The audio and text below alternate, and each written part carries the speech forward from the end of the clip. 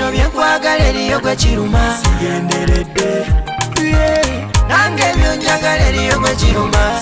Manyi waliwo akantu akamu abantu ke batamanyi. Producer ye muyimbi asooka okuyimba ng'omuyimbi ayimba tebanaba kumutegeera. Ekyo abayimbi tetwagala bwagazi kukyogera nti bw'ogenda mu studio producer ga nti oyimbye bubi. Terezaamu wano oba nagamba nti wano yimba wo bwoti okitegeera. Tekiba kibi omufumbi bwe yejjulirako naye n'akola ki n'alyako. Tokirabira mu ango ndala bw'osanga producer nga naye agenze ku stage okukola ki okuyimba. Omanyi ba producer baffe bangi nnyo bafunye obulwadde, sitegeeza bulwadde obw'ensi naye disappointments zibatuusizza okukola ebintu ebirala. Ojja n'akolera omuyimbi si mu bubi, omuyimbi n'akikuba ye n'akola ki n'agenda naye maama we n'amuleka ng'ali mabega afa. Kati maama wa music ye producer, maama wa music ye songwriter. If we don't celebrate these guys kitegeeza nti ekiyungu kyaffe effumbiro lyaffe lijja kufa.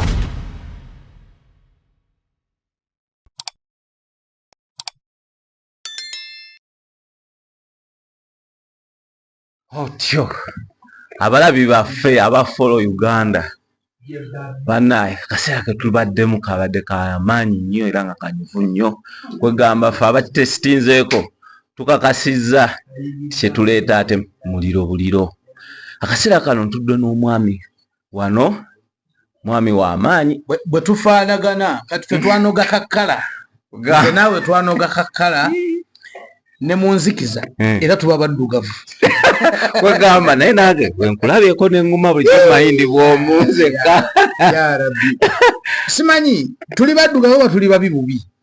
Akati kirabika tuli abatulaba mutekewo mu comment section tuli baddugavu oba tuli babi bubi. Abo kiba kyabubi gozo okuba wekaze sirisebo toteekayo eyo. Balabisizza nnyo mikwano gyaffe wa Follow Uganda. Erinnya lyange nze Simon Rock byonna awali endongo nze wensiva era tuli wano ku producer Jona tubadde mu rehearsals. Omanyi Jona oyo y'omu ku bannansi Katonda be yawa ebitone ebyenjawulo, yakwata ebirabo byonna n'abimuwa. Kati obuzibu bubeera ku muntu ng'alina ebirabo bingi abonaabona nnyo. Kyo kituufu kubanga obulwa ne gy'omunoonyeza w'osinga okumutegeerera nga buli wamu olaba ate yasinga. Era ye mbonaabona mukwano gwange gy'abonaabonamu nti production agikola bulungi. He's a very good producer. Jona is an amazing producer. Ye producer akola oluyimba olw'omuntu ow'erinnya ne luyitamu. Ye producer akwata ku mwana ensigo etamanyi n'amufuula ow'amaanyi. Ye producer atapima atalina minzaani aterekera. Manyi waliwo producer nga ye bw'asanga omunene nga ne saati agijjamu, bw'asanga omutono akubira vaawo tugende. So Jona is that good and amazing producer eyeewaayo n'akola byonna. Kakati bwe twajja ne tudda ate mu ky'okuyimba ate n'ayimba bulungi nnyo. Omanyi waliwo akantu akamu abantu ke batamanyi. Producer ye muyimbi asooka okuyimba ng'omuyimbi ayimba tebanaba kumutegeera. Producer yasooka okuyimba. Ekyo abayimbi tetwagala bwagazi kukyogera nti bw'ogenda mu studio producer ga nti oyimbye bubi. Terezaamu wano oba nagamba nti wano yimba wo bwoti okitegeera. Kati olwani aba asinze okuyimba abakumpi buli kimu kuba kati gobanga ali mukozi ebibi okuleeta ebibi byakuwadde. Kakati producer bw'akwata omuzindaalo n'ayimba ate kiba kya tabbu. Kyova olaba kankuwa ebyokulabirako nga bina. Mu Uganda wano tulina omuyimbi omuyita Eddie Yawe oyo producer wa tabbu nnyo naye ate bw'atuuka okuyimba ayitirira. Obadde okimanyi? Gwo kiŋŋambye. Tulina producer gwe bayita Dr. T. Ense mumanyidde mu production naye ate bw'ayimba wa tabbu nnyo. Tulina Daddy Andre producer. He's a writer and a very amazing artist. Bw'atuuka okuyimba genda ne ku mugigi oguliwo abaana ba Yaledi mbadde mumanyi nga akuba ennyimba za lutalo naye kati bw'akwata microphone ennyenje zikunkumuka. Ne Jona naye ye line gy'akola ki gy'alimu. Tekiba kibi omufumbi bwe yejjulirako naye n'akola ki n'alyako. kwegamba omugabi naye kalyeko awomewe ku bintu so tokirabira mu ango ndala bw'osanga producer nga naye agenze ku stage okukola ki okuyimba era twagala okucelebrating emyaka 10 egya producer Jona oyo yafubutuka nakaseke eyo kiwoko oyita luwero noddeeyo munda era njagala okukozesa omukisa guno n'omuzindalo gwa Follow Uganda neebaze muzeeyiwire Mukaabya eyavumbula omwana omutono. Muzeeyiwire Mukaabya yatuleetedde ekintu kino ye yaleete kula mu nsi omwana oyo singa kati gyali eyo ng'afuuwa ddenge omaye ofuuwa eddenge singa ali eyo ng'ebivuga bimuli mu mutwe naye ng'abifuuyira mu ngalo puupupupupu ng'afuuwa ddenge naye bambi yamukwatako n'amuleeta mu Kampala era n'afuuka ekyo kye twenyumirizaamu leero. Wire Mukaabya ebimuli byombi kuwadde nga okyali mulamu era weebali nnyo weebalire ddala. Ennyimba azikoze yali yakatuuka 2015 n'akola Kawanga Yogera.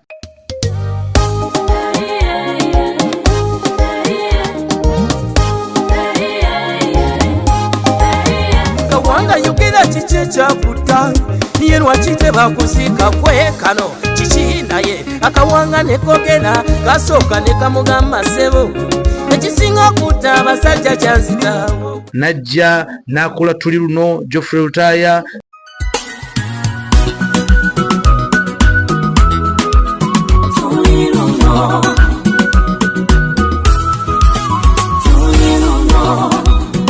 Obwavu efuuse ng'ombo ya wano naye eriyo abagiyita olufumo. N'akola nsambira nnyuma nga Janzi olwa Irene.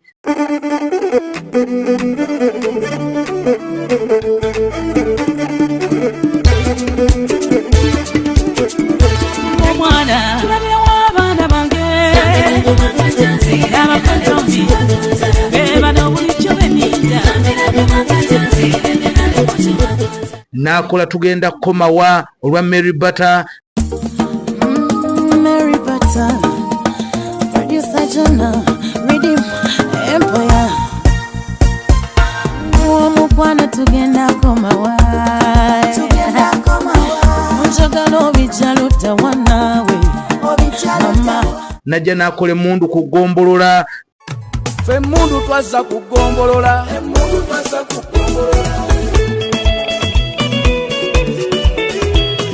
Bulironda wange okimanyanga ntoyokapo yafunye ebinyuma sibanga kawonga lubunani wensitukamba nekyendeesi. Sisobola kumenya nnyimba n'enzimalayo n'okutuusa leero Mickey Wine oluyimba lugenda okumutwala ku Serena olwaragadi olwaddibwamu Jona ye yalukuba. Netta netta netta Mickey Wine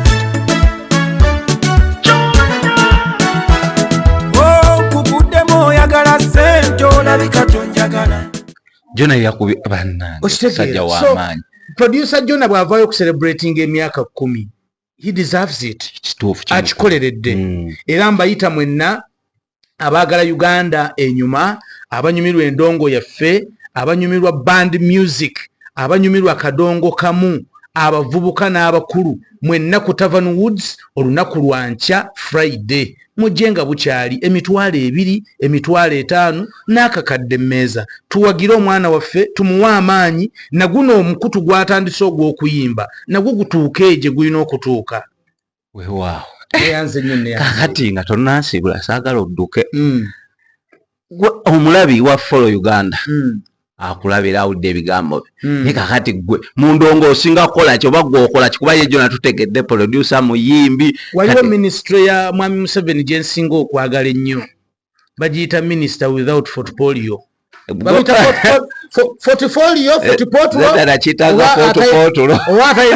Oba atalina polio. Nze minister mu music atalina department yemu. People know me for backing up artists. Bandaba ku staging and backinga. Nera nsaba okubategeeza nti nkola role nene n'okusinga main artist. Kubanga nze mbanga breakdown. Breakdown yogimanyi. Nti gw'ovulumula benzio naye mu kaseera w'otasobola kwejja. Kujjayo. Breakdown gye baleeta. So you can call me Simon Rock breakdown. Ndi mu media, ndi muwandiisi wa nnyimba, mbeera mu studio and as well ndi muyimbi nange. Nawe oli muyimbi? Ate nze nga nyimbye. Nze bwe ntandika okuyimba. Ate bamalayika basobola okuva mu ggulu ne bajja kunsikula ne mbakwatako. Era kyekyannemesa okuyimba. Toyagala bajje. Sagala bamalayika bajje mu nsi. Eggulu bayizodire kale bali wamba. Naye nga tubeesunze nnyo olunaku lwankya tetujja kuva ku mulamwa. Noonya producer Jonah wonna waali genda ku YouTube gwabadde tamumanyi nga leero woosoose okulya erinnya eryo music we gyali muwagire. Ekirala ffenna tuggweeyo. Come with a friend. Samisa Kisemakula awerekedde ku Jonah M. Haruna Mubiru Haji awerekedde ku Jonah M. Haji Kaziwe Kapo awerekedde ku Jonah M. Hajat Sofia Nantongo awerekedde ku Jonah M. Omulangira Suna awerekedde ku Jonah M. Tuyina ne surprise nti nga Mickey Wine tannagenda ku concert ye ya 15 ayina okusookewa producer we ewa Jonah M ku Tavern Woods. Henry Mayanja omusajja omukubi w'ennanga talabikangako ku stage ya show yonna. Kuluna agenda kujja ewa Jonah naye ayimbe. Tulina omugigi gwonna ogwaba Henry Mwanje, Giovanni Luzinda, Aizon T, Robert Rota, Sam Michael Kalumba.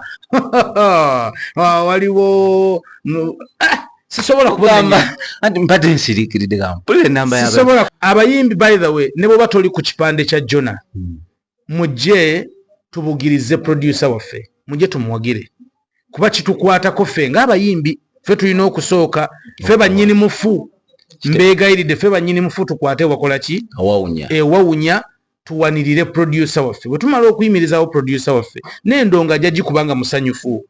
Omanyi ba producer baffe bangi nnyo bafunye obulwadde, sitegeeza bulwadde obw'ensi, naye disappointments zibatuusizza okukola ebintu ebirala. Onfuna bulungi.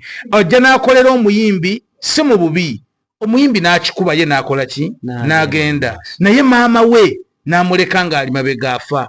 Kati maama wa music ye producer, maama wa music ye songwriter. If we don't celebrate these guys kitegeeza nti ekiyungu kyaffe effumbiro lyaffe lijja kufa.